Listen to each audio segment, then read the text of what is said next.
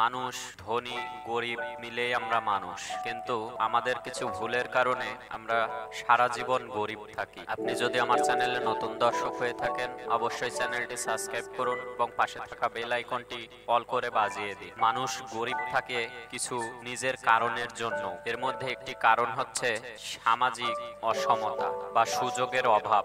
অনেক সময় গরিব হওয়ার প্রধান কারণ হলো অন্যান্য মানুষের সম্পর্কে বেশি সুযোগ আমরা পাই না, যেমন সঠিক শিক্ষা, প্রশিক্ষণ না থাকা, উচ্চমানের কাজে অন্যায়প্রিয়ভাবে সংশ্লিষ্ট না হওয়া, উচ্চমানের কাজের সুযোগ কম থাকা, আর্থিক অসুবিধা সমস্যার জন্য মানুষ গরিব হতে পারে। অন্যান্য কারণগুলোর মধ্যে বেকারত্ব, বেকারদের মাধ্যমে মানুষের আয় না থাকা, পর্যাপ্ত বেতন ও সুযোগ পাওয়ার অভাব, বঞ্চিত বা নিরাপত্তাহীন অঞ্চলে থাকা, সামাজিক অসমতা।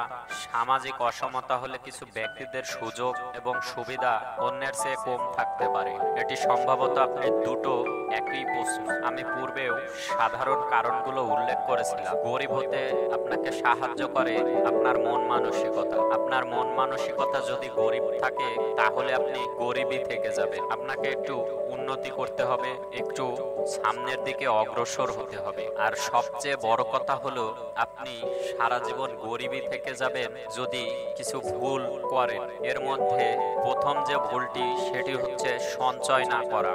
আপনি যদি প্রতি মাসে 2000 টাকাও ইনকাম করেন, তাহলে আপনাকে সঞ্চয় করতে হবে অন্তত 100 টাকা। প্রতি মাসে যদি আপনি 100 টাকাও সঞ্চয় করেন, এক সময় দেখবেন যে ভালো পরিমাণে একটি টাকা হয়ে গেছে। আপনি যদি 2 টাকা, 20 টাকা, 50 টাকা করে সঞ্চয় করা শুরু করেন, তাহলে এক সময় আপনি নিজেকে ভালো একটা পরিমাণ বা ডেভেলপ করতে পারবেন। এক সময় আপনি নিজেকে অনেক বড় কিছু করতে পারবেন। কিন্তু যদি আপনি সঞ্চয় না করেন, সারা জীবন আপনি গরিব থেকে যাবেন। আপনি এ পর্যন্ত ইউটিউবে যতগুলো ভিডিও দেখেছেন, প্রত্যেকটা ভিডিওতেই একটি মেন পয়েন্ট রয়েছে, যেগুলো আপনি লক্ষ্য করলে দেখতে পাবেন। এর মধ্যে সবচেয়ে ইম্পর্টেন্ট পয়েন্টটি হলো সঞ্চয় না করা।